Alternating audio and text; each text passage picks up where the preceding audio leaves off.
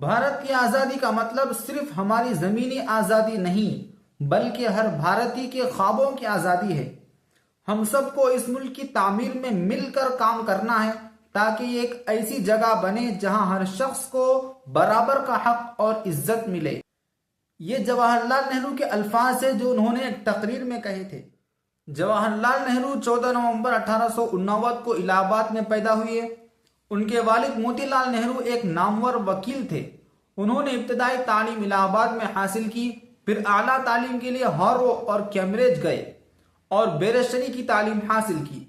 جب وہ ہندوستان واپس آئے تو ملک انگریزوں کی غلامی میں تھا، جس نے ان کے دل میں آزادی کا جذبہ پیدا کیا۔ نہرو نے مہاتما گاندھی کے زیر اثر کانگریس پارٹی میں شمولیت اختیار کی اور آزادی کی تحریک میں بڑھ چڑھ کر حصہ لیا۔ 1920 میں نان کوآپریشن موومنٹ میں انہوں نے عوامی شعور بیدار کیا اور انگریزی حکومت کے خلاف عدم تعاون کی پالیسی اپنائی۔ کئی مرتبہ جیل جانے کے باوجود ان کا عزم کمزور نہیں ہوا۔ 1942 میں بھارت چھوڑو تحریک کے دوران بھی انہوں نے عوام کو انگریزوں کے خلاف متحد کرنے میں اہم کردار ادا کیا۔ 15 اگست 1947 کو جب ہندوستان آزاد ہوا تو جواہر لال نہرو ہندوستان کے پہلے وزیر اعظم بنے۔